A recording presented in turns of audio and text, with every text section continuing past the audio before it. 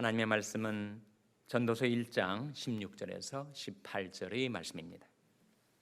내가 마음 가운데 말하여 이르기를 내가 큰 지혜를 많이 얻었으므로 나보다 먼저 예루살렘에 있던 자보다 낫다 하였나니 곧 내 마음이 지혜와 지식을 많이 만나 보았음이로다.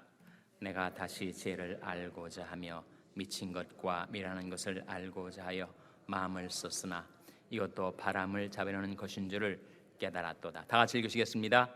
지혜가 많으면 번뇌도 많으니 지식을 더하는 자는 근심을 더하느니라. 아멘.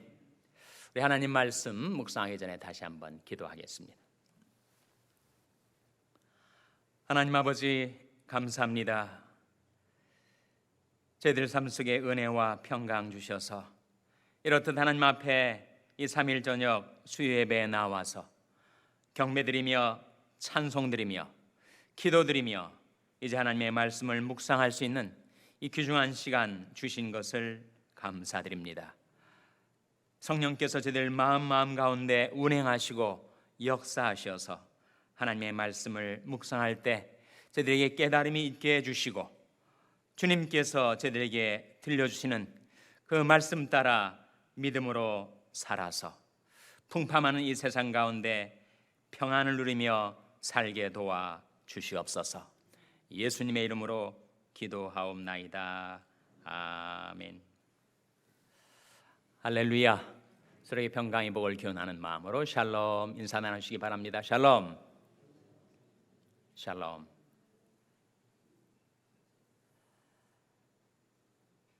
우리가 살아가는 이 세상의 실제를 이해하기 위해서 우리는 역설이라는 것을 참조를 합니다. 패러독스라고 하죠. 패러독스, 역설. 한 예를 제가 들면서 여러분에게 질문을 드리겠습니다. 무엇이 맞는지 한번 대답을 해보세요. 아는 것이 힘이다, 그런 말이 있죠. 그런가 하면 또 모르는 게 약이다, 그런 말이 있습니다. 어떤 것이 맞는 겁니까? 아는 것이 힘이에요? 모르는 게 약이에요? 예? 둘 다 맞습니까? 그것이 바로 역설이라는 거죠. 우리 세상, 우리 인생 그렇게 단순하질 않아서 아는 것이 힘이다라는 한 문장으로 그 삶의 실제를 다 파악할 수가 없다는 거예요. 정반대말인 것 같은데 모르는 게 약이다 라는 말이 또한 우리 인생의 한 측면을 우리에게 열어 보여준다는 거죠. 정반대, 모순이 되는 것 같지만 거의 역설적인 진리가 있다는 거예요. 그래서 아는 것이 힘이다도 맞고 모르는 게 약이다도 맞습니다. 근데 아는 것이 힘이다는 누가 말했죠? 누가 말했습니까?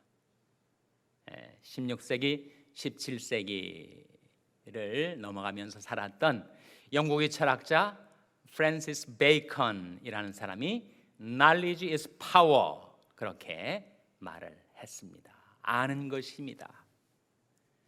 모르는 게 약이다. 그건 누가 말했어요? 제가 말하지 않았습니까? 지금 모르는 게 약이다. 한국의 속담입니다. 근데 영어 속담에도 비슷한 말이 있어요. Ignorance is bliss라는 말이 있습니다. 모르는 게 축복이다. 그런 말입니다. 그래서 과연 아는 것이 힘이다라는 말이 성경에도 나오는 말씀일까? 성경에도 나옵니다. 잠언 24장 5절 6절 한번 보시기 바랍니다. 잠언 24장 5절 6절 말씀에 아는 것이 힘이다 라는 뜻의 말이 나와 있습니다. 잠언 24장 5절 6절 말씀을 한번 찾아서 같이 읽겠습니다. 구약성경 937면입니다. 구약성경 937면 잠언 24장 5절 6절 말씀 찾으셨습니까? 같이 읽겠습니다. 잠언 24장 5절 6절 말씀 시작. 지혜 있는 자는 강하고 지식 있는 자는 힘을 더하나니 너는 모략으로 싸우라. 승리는 모사가 많음에 있느니라. 지혜 있는 자는 강하다는 거예요. 그리고 지식 있는 자는 무엇을 더한다고요? 힘을 더한다. 이 지식이 힘이다라는 말이 아니겠습니까? 아는 것이 힘이다라는 말이죠. 그래서 지식 있는 자는 힘을 더한다. 그래서 혹시 내가 싸우고 있거든, 어떤 싸움을 싸든지 싸움을 하고 있거든, 너는 모략으로 싸우라. 승리는 무엇이 많음에 있다고요? 승리는 모사가 많음에 있다. 모사는 것은 카운슬러를 말합니다. 그래서 먼저 경험한 사람, 잘 아는 사람의 조언을 받아서 싸워라. 우리가 생업의 현장에서 정말 분투하고 있을 때, 그것이 비즈니스든 법정 소송이든 또 행정적인 마찰이든 부부간의 갈등이든 싸울 때 너는 모략으로 싸우라. 승리는 모사가 많음에 있느니라. 그래서 이 말씀 속에 지혜 있는 자는 강하고 지식 있는 자는 힘을 더한다. 아는 것이 힘이다 라는 말씀이죠. 그러면 정반대의 역설인 모르는 게 약이다, 그런 뜻의 말씀이 성경에 나올 것 같습니까? 안 나올 것 같습니까? 나옵니까? 어디에 나옵니까? 오늘 본 말씀에 전도서 1장 18절에 나오지, 한번 보시기 바랍니다. 오늘 본 말씀 다시 돌아오셔서 전도서 1장 18절 말씀 다시 한번 같이 읽겠습니다. 전도서 1장 18절 말씀 시작. 지혜가 많으면 번뇌도 많으니 지식을 더하는 자는 근심을 더하느니라. 이 말씀 속에 지식을 더하는 자는 무엇을 더하게 된다고요? 근심을 더하게 된다는 거예요. 차라리 몰랐더라면 괜찮았을 텐데 공연히 알아가지고 더 근심 걱정이 많아지는 경우도 있다는 거예요. 그래서 지식을 더하면 근심도 많아진다. 왜 그럴까요? 아는 것이 힘이라고 했는데, 지식이 힘이라고 했는데 왜 지식을 더하는 것이 근심을 더하게 되는 것일까요? 그것은 지식은 사람을 어떻게 만들기 때문이라고요? 지식은 사람을, 우리가 최근에 들었던 말씀인데 여러분이 보시면 이 말씀이구나 발견하시게 될 겁니다. 우리 고린도전서 8장 1절을 한번 펴보시기 바랍니다. 고린도전서 8장 1절 말씀 우리 찾아서 한번 같이 읽겠습니다. 고린도전서 8장 1절 말씀은 신약성경 271면입니다. 신약성경 271면. 고린도전서 8장 1절 말씀 같이 읽겠습니다. 시작. 우상의 제물에 대하여는 우리가 다 지식이 있는 줄을 아나 지식은 교만하게 하며 사랑은 덕을 세우나니. 이 말씀을 좀 최근에 대보신 적이 있죠? 언제 들으셨습니까? 이번 붕해 때 우리 박성근 목사님이 오셔서 증거했던 6번의 메시지 중에 하나가 바로 이 고린도전서 8장 1절부터 8절까지 말씀이었어요. 거기에 바로 이 말씀을 우리가 묵상해 보았었습니다. 우상의 제물에 대하여는 우리가 다 지식이 있는 줄을 아나 지식은 어떻게 된다고요? 지식은 교만하게 합니다. 지식은 교만하게 해요. 반면에 사랑은 어떻게 한다고요? 사랑은 덕을 세운다.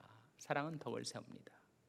이 덕은 자기 덕이 아니라 남의 덕, 이웃의 덕을 말합니다. 즉 지식은 자기를 교만하게 만들지만 사랑은 남을 세워준다. 그런 말씀이죠. 그래서 만일 누가 지식이 있는 줄로 생각하면 그럼 어떻게 생각하라는 거예요? 아직도 마땅히 알 것을 알지 못하는 것으로 생각해야 된다는 겁니다. 바로 다음 구절 2절에 나오지 않습니까? 2절 말씀에 만일 누구든지 무엇을 아는 줄로 생각하면 아직도 마땅히 알 것을 알지 못하는 것이요. 그러니까 내가 어떤 분야에 대해서 지식이 있을 때 내가 정말 이 분야에 있어서는 전문가다, 나보다 더 많이 아는 사람이 있으면 나와보라고 그래 라고 지식을 자기 힘으로 삼는 순간 그 지식이 자기 마음을 교만하게 만든다는 거예요. 자고하게 만든다는 것입니다. 그럼 어떻게 됩니까? 교만은 무엇의 선봉이라고요? 교만은 패망의 선봉이에요. 사람의 마음이 교만해지면 그는 얼마 있지 않아서 꼭 넘어집니다. 교만은 패망의 선봉이에요. 그 뜻은 교만이 앞서가면 그 다음에 패망이 따라오게 된다는 거예요. 내 마음이 자고해지고 내가 남보다 더 많은 지식으로 교만해져 있을 때 나도 모르게 나는 넘어지게 된다는 겁니다. 그래서 무엇을 아는 줄로 생각하면 나는 아직 마땅히 알 것은 알지 못하는 거야, 그렇게 생각하라는 거예요. 내가 이 일에 관해서는 확실하게 알고 있다라고 하는 그 방심에서 벗어나서 아직도 나는 꼭 알아야 될 것은 모르고 있는 거야 라고 조심해야 한다는 거예요. 그런즉 선줄로 생각하는 자는 넘어질까 조심하라. 방심은 말 그대로 마음을 풀어놓는 겁니다. 조심은 말 그대로 마음을 다잡는 거예요. 그럼 이 말씀에 이 고린도전서 8장 1절과 2절의 맥락에서 마땅히 알 것을 알지 못한다 했을 때 그게 뭘까요, 여러분? 무엇을 알지 못한다는 것일까요? 그것은 바로 내가 뭔가를 알아도 그 지식은 성격상 나를 교만하게 만드는 것이고, 사랑이 있어야 비로소 남에게도 유익을 끼치고 자기도 넘어지지 않게 된다는 그 진리를 마땅히 우리가 깨달아 알아야 한다는 것입니다. 우리는 지식으로 살지 않습니다. 우리 크리스찬들은 지식을 의지하여 살아가는 자들이 아니죠. 아이작 뉴턴이 그런 말을 했습니다. 잘 아시는 바대로 2000년이 지난 역사 속에서 가장 탁월한 과학자로 인정을 받는 만유 인력의 법칙을 발견한 위대한 과학자 아이작 뉴턴은 이런 말을 했습니다. 내가 과학적인 지식을 좀 습득했다고 하지만 나는 무엇과 같은가? 나는 그 광대한 대양 해변가에서 매끈매끈한 자갈과 예쁜 조가비를 수집하면서 왔다 갔다 뛰어노는 소년과 같다. 그리고 내 앞에는 아무도 아직도 발견하지 못한 미지의 태양이 놓여져 있다. 그렇게 아이작 뉴턴이 얘기를 했습니다. 우리는 우리 지식으로 살질 않아요. 우리 크리스찬들은, 하나님의 백성들은 이 환난풍파하는 세상에서 내가 습득한 지식, 의지에서 살지 않습니다. 그럼 뭘 가지고 살아가는 거예요? 우리는 믿음으로 사는 것이죠. 오직 의인은 믿음으로 말미암아 살리라. 하나님의 백성들, 우리 크리스찬들은 믿음으로 살아가는 자들입니다. 그리고 그 믿음이 없으면 우리는 하나님을 기쁘시게 할 수가 없어요. 믿음이 없이는 기쁘시게 못하나니 하나님께 나아가는 자는 반드시 그가 계신 것과 또한 그가 자기를 찾는 자들에게 상 주시는 이심을 믿어야 할지니라. 이 말씀도 최근에 들어보신 적이 있을 텐데 언제 들어보셨습니까? 오늘 아침 새벽 기도 시간에 들어보셨을 거예요. 여러분, 우리가 하나님을 신뢰하고 믿음 갖고 살질 않으면 하나님을 기쁘시게 할 수가 없습니다. 내게 믿음이 있어서 늘 하나님을 의식하고 하나님을 경외하고 그 인자심을 바라며 살아가면 우리는 하나님을 기쁘시게 하는 자가 될 수가 있어요. 하나님은 자기를 경외하는 자와 그 인자심을 바라는 자를 기뻐하시기 때문입니다. 그래서 우리는 지식을 따라 살지 않고 믿음을 따라 사는 자들, 지식을 갖고 지식으로 인하여 자랑하며 교만하며 지식을 의지하여 사는 자가 아니고 우리는 믿음 갖고 사는 자들이에요. 근데 믿음 갖고 산다는 의미가 뭘까요, 여러분? 믿음 갖고 산다. 사도 바울이 그렇게 말하지 않습니까? 내가 그리스도와 함께 십자가에 못 박혔나니 그런 적에는 내가 산 것이 아니요 오직 내 안에 그리스도께서 사신 것이라. 이제 내가 육체 가운데 사는 것은 나를 사랑하사 나를 위하여 자기 몸을 버리신 하나님의 아들을 믿는 무엇 안에서 사는 것이라? 믿음 안에서 사는 것이라. 나는 하나님의 그 사랑과 능력을 믿는 믿음 갖고 사는 것이다. 그것이 바로 우리 그리스도인의 삶의 모습이죠. 그런데 그 믿음을 갖고 산다는 것이 우리 구체적인 생활 속에서 어떻게 나타나게 되는 것일까요?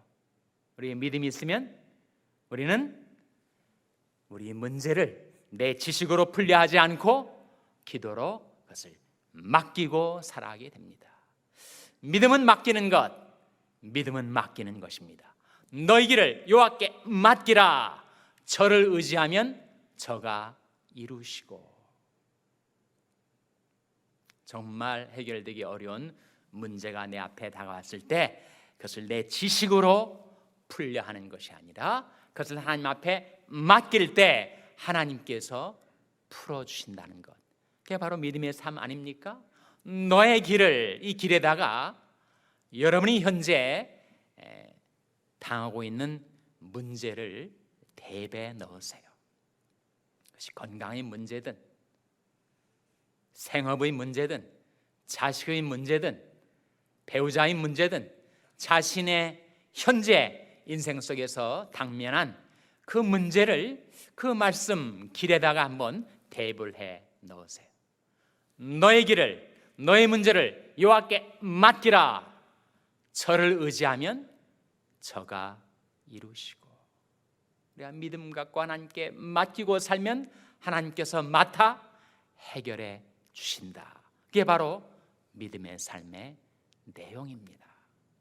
하나님께서는 우리가 워낙 요란하고 요동치고 환난 풍파하는 이 세상 속에 살기 때문에 자녀된 우리들이 평안한 삶을 누릴 수 있도록 우리를 위하여 우리가 어떻게 믿음으로 살아가는지를 깨우쳐 주셨어요. 아무것도 염려하지 말고 어떻게 하라고요? 오직 모든 일에 기도와 간구로 너희 구할 것을 감사함으로 하나님께 아뢰라. 아뢰라는 것은 맡기라는 거죠. 아뢰라. 그러면 어떻게 됩니까? 그러면 이 모든 지각에 뛰어난 우리 모든 지식을 초월한 하나님의 평강이 그리스도 예수 안에서 너희 마음과 생각을 지키시리라. 성경은 거듭거듭 우리에게 믿음 잃지 말아라. 믿음 잃고 살지 말아라. 하나님을 믿으라. 내 믿음을 하나님께 두고 살라.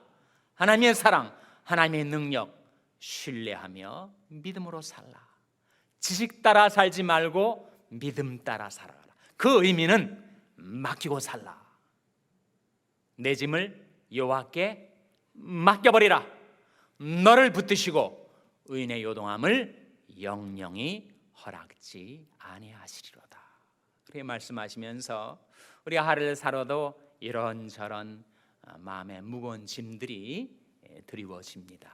그때 나 혼자 그 무거운 짐에 치고 눌려서 허덕이며 살지 말고 그 무거운 짐이 내 마음에 감지되는 그 순간 그 무거운 짐을 하나님께 맡기라고, 내던지라고 그렇게 우리에게 말씀하고 계신 거죠.